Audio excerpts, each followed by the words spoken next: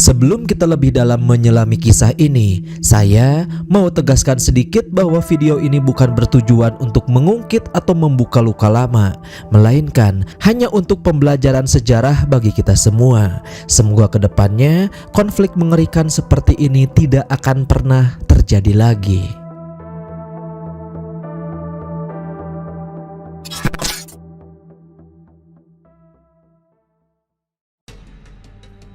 Bila ditarik benang merahnya, konflik antara etnis suku Dayak dan juga Madura sudah terjadi selama beberapa tahun ke belakang.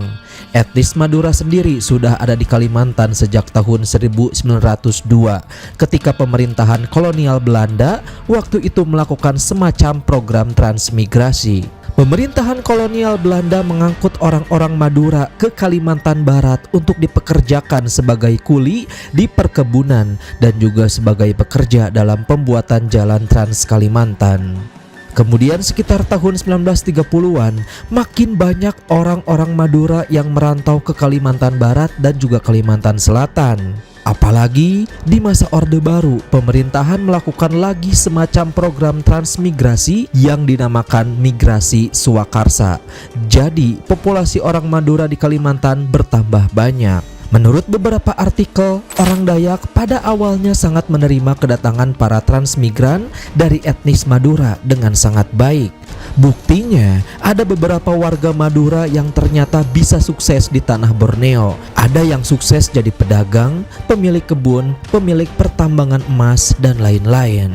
Cerita kesuksesan inilah yang kemudian mengundang banyak warga Madura lainnya yang pada akhirnya mengadu nasib ke wilayah Kalimantan. Di sana, orang Madura yang dikenal sebagai tipikal orang yang bekerja keras, kemudian dipekerjakan apapun untuk bertahan hidup, mulai dari bekerja di penambangan emas, pemotong kayu, pemecah batu, penarik beca, supir oplet, penjual sate, bahkan pemulung.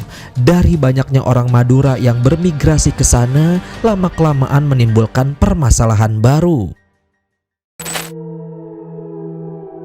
Interaksi antara transmigran Madura dan juga masyarakat Dayak lokal, terutama di Sampit, mulai menunjukkan ketegangan akibat perbedaan nilai dan juga budaya.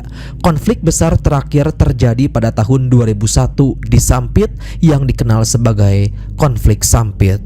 Selain karena kecemburuan, konflik Sampit juga disebabkan karena benturan budaya. Orang Madura yang dianggap tidak mau memahami budaya orang Dayak sehingga tidak sesuai dengan peribahasa di mana langit dijunjung, di situ bumi dipijak. Banyaknya jumlah orang Madura membuat kelompok ini merasa berpengaruh dan menguasai Sampit. Orang Madura menganggap Sampit merupakan Sampang II, yakni wilayah lain dari Sampang yang berada di Pulau Madura. Orang Madura yang merasa populasinya banyak dan merasa berkuasa di Sampit pernah melakukan pawai keliling. Mereka membawa celurit dan juga spanduk bertuliskan "Selamat datang di Sampang II", yang secara tersirat menandakan Sampit adalah bagian dari Pulau Madura.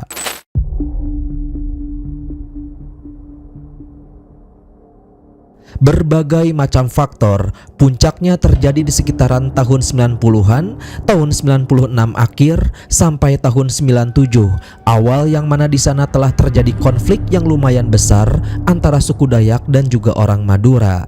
Alasannya adalah karena pada waktu itu suku Dayak menganggap kalau orang Madura sudah kelewat batas dalam melakukan penambangan emas di wilayah mereka.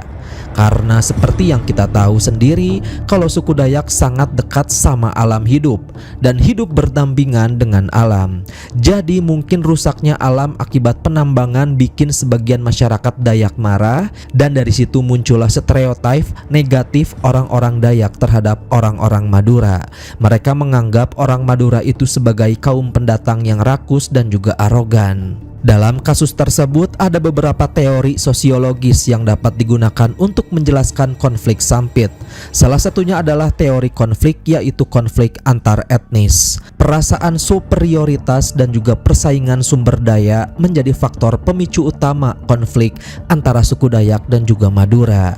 Selain itu, terdapat teori pengelompokan sosial dalam kasus ini, bagaimana individu cenderung membentuk kelompok berdasarkan etnis mereka sendiri, dan ini dapat memicu konflik ketika perbedaan etnis dibatas-batasi.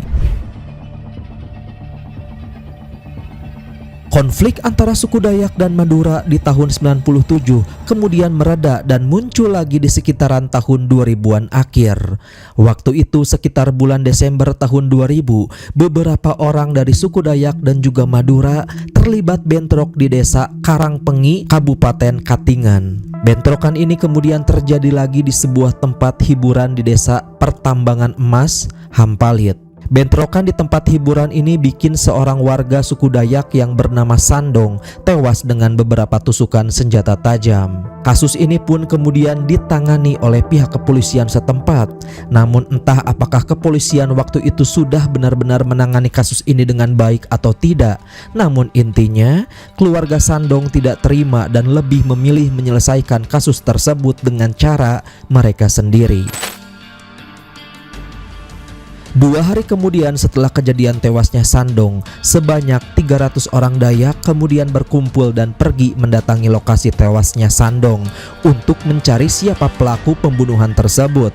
Namun karena mereka tidak berhasil menemukan si pelaku, orang-orang Dayak kemudian melepaskan amarah mereka dengan merusak rumah, 2 mobil, dan 5 motor serta tempat karaoke yang semuanya milik warga Madura. Dan gara-gara kejadian tersebut sekitar 1.500 warga Madura akhirnya mengungsi. Setelah itu orang Dayak yang tadi kemudian mendapatkan kabar kalau terduga pelaku pembunuhan Sandong ternyata sedang bersembunyi di kota Sampit yang tidak jauh dari Kabupaten Katingan. Setelah kejadian itu, suasana di sekitaran wilayah Katingan mulai mencekam dan aparat keamanan saat itu tidak bisa berbuat banyak untuk mengamankan situasi. Situasi semakin mencekam ini dimanfaatkan oleh sekelompok orang untuk menyebarkan berita-berita yang sifatnya provokasi. Salah satunya adalah adanya isu kalau beberapa warga Madura yang ada di Sampit telah menyimpan sejumlah bom rakitan yang kabarnya bakalan dipakai pada saat malam Natal tahun 2000. Masyarakat Dayak yang sebagian besar beragama Kristen tentu saja marah dengan isu ini. Konflik yang awalnya karena masalah sosial sekarang bertambah menjadi konflik agama. Tapi tentu saja isu tersebut tidak terbukti dan orang-orang Madura sudah meyakini dan menyadari kalau ini adalah kabar hoax yang pada akhirnya tidak ada pengeboman saat malam Natal di tahun itu. Sayangnya kabar tersebut sudah keburu tersebar di kalangan masyarakat Dayak dan situasi tetap jadi tegang.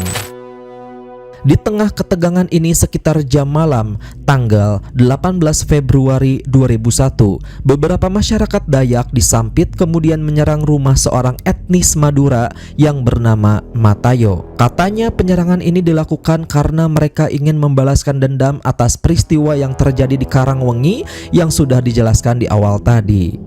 Hasilnya 4 orang meninggal, 1 orang terluka dalam penyerangan itu yang semuanya adalah warga Madura. Orang Madura tentu saja tidak terima atas penyerangan tersebut, kemudian mereka melakukan serangan balik.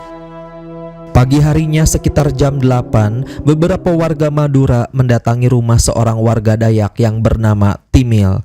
Timil diduga menyembunyikan salah satu pelaku penyerangan rumah orang Madura yang menewaskan 4 orang tadi. Untungnya pada waktu itu Timil bisa diamankan sama polisi, namun warga Madura yang sudah keburu marah lalu membakar rumah Timil dan menyerang rumah kerabat Timil yang enggak jauh dari situ.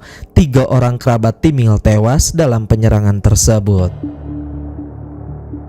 Orang Madura yang terlibat penyerangan itu kemudian ditahan oleh polisi. Namun ini sama sekali tidak membuat suasana menjadi tenang. Justru sebaliknya, penahanan warga Madura justru bikin warga Madura jadi defensif, terus mempersenjatai diri mereka dan melakukan sweeping ke rumah-rumah orang Dayak yang ada di kota Sampit. Rumah-rumah dan kendaraan pun dibakar dan banyak ditemukan mayat di sudut kota Sampit. 2 hari setelah kejadian penyerangan itu, kota Sampit sudah dikuasai oleh orang-orang Madura, sedangkan warga Dayak semakin terdesak dan memilih untuk mengungsi dari kota Sampit. Cerita penyerangan orang Madura kepada saudara mereka di Sampit membuat masyarakat Dayak yang ada di luar kota memutuskan untuk datang ke Sampit. Kota Sampit yang awalnya dikuasai oleh warga Madura sekarang berubah ketika warga Dayak dari berbagai daerah datang ke kota Sampit. Rata-rata warga Dayak yang datang itu berasal dari Dayak pedalaman dan masuk ke kota Sampit melalui hilir Sungai Mentaya. Orang-orang Dayak masuk ke Sampit secara bergelombang. Mereka menyusup ke pemukiman warga Madura yang letaknya ada di sudut jalan kota Sampit. Mungkin di antara kalian sering banget dengar kekuatan magis orang-orang Dayak pedalaman. Sejak zaman dulu, orang-orang Dayak dikenal sebagai pejuang yang punya kekuatan magis. Konon pada saat kejadian penyerangan ini berlangsung, panglima perang suku Dayak bakalan membekali semacam ilmu kebal kepada pasukannya. Selain ilmu kebal, mereka juga melakukan semacam ritual yang membuat orang Dayak bisa membedakan mana orang Madura dan yang mana bukan orang Madura, cuman dari penciumannya saja. Selain penciuman, ada juga lagi nih munculnya Panglima Burung dalam konflik tersebut. Buat kalian yang belum tahu, Panglima Burung adalah seorang tokoh mistis dalam kepercayaan suku Dayak. Biasanya Panglima Burung ini digambarkan sebagai sosok orang tua atau bisa juga berwujud laki-laki atau perempuan. Sosok ini diceritakan tinggal di pedalaman hutan Kalimantan dan sosoknya bisa dipanggil dengan melakukan upacara tertentu. Panglima Burung sudah dikenal sejak lama bagi masyarakat suku Dayak. Dia dianggap sebagai pelindung jikalau suku Dayak merasa terancam atau sedang dalam keadaan perang. Selain itu, masyarakat suku Dayak juga melakukan praktik ngayau atau tradisi berburu kepala manusia. Jadi di zaman dulu orang Dayak khususnya Iban dan Kayan melakukan tradisi ngayau sebagai syarat dalam prosesi pernikahan. Dalam tradisi ini, laki-laki suku Dayak Iban harus membawa pulang kepala musuhnya sebagai bukti kalau dia sudah dianggap sebagai bujang berani atau raja berani. Setelah mendapatkan kepala musuh dan dibawa pulang, biasanya tengkorak musuhnya ini bakalan dikeringkan dan dipajang di rumah. Namun tradisi ini sudah dilarang sejak tahun 1984. Namun di dalam konflik ini, suku Dayak telah melakukan tradisi tersebut lagi. Pembantaian kepada etnis Madura tercatat ada sekitaran lebih dari 100 orang etnis Madura yang menjadi korban pemenggalan kepala, sedangkan ribuan lainnya berhasil kabur ke kota-kota sekitar. Dan ini enggak cuman terjadi di kota Sampit, konflik tersebut juga sudah menyebar ke berbagai wilayah di Kalimantan Tengah, bahkan sampai ke Pontianak. Darah pun berhamburan di mana-mana. Tubuh tanpa kepala banyak ditemukan di jalan raya, banyak pula kepala yang ditancapkan di pagar-pagar rumah. Polisi dan TNI yang sejak awal diturunkan untuk menyelesaikan konflik ini malah tidak bisa berbuat apa-apa karena banyaknya aksi provokasi dari orang-orang yang tidak bertanggung jawab. Selain itu, konflik ini juga sudah terjadi di banyak daerah, jadi otomatis mereka kekurangan personil untuk mengatasi hal tersebut. Sampai pada akhirnya orang-orang Dayak pada waktu itu tuh memburu semua orang Madura sampai ke seluruh wilayah Kalimantan Tengah.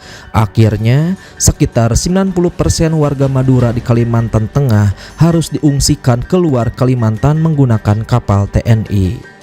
Konflik Sampit yang dimulai pada bulan Februari baru bisa berakhir sekitar bulan Maret. Konflik ini terus mereda saat pemerintah meningkatkan personil keamanan dengan mengevakuasi warga dan juga menangkap para provokator. Korban tewas dari konflik ini diperkirakan mencapai 500 sampai 1.300 orang yang sebagian besar didominasi oleh warga Madura. Dan setelah kejadian itu, warga Madura dan orang Dayak akhirnya sepakat membuat perjanjian damai. Adanya konflik tersebut membawa dampak yang sangat riskan bagi kedua belah suku. Banyak warga yang kehilangan rumahnya, kehilangan keluarganya, kehilangan mata pencahariannya. Rasa sedih bercampur dengan rasa amarah membuat warga-warga tersebut pasrah dan juga ikhlas akan terjadinya perang Sampit.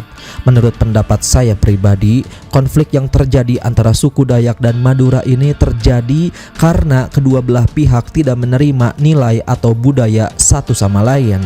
Dalam penyelesaian perang sampit, pemerintah sendiri sudah menerapkan cara untuk mengevakuasi warga dengan terus meningkatkan keamanan dan menangkap para provokator yang menjadi sumber penyebab konflik. Alhasil, cara tersebut berhasil untuk menyelesaikan perang yang terjadi sepanjang tahun dengan menyisakan sedih dan juga duka mendalam dari suku Dayak maupun dari suku Madura.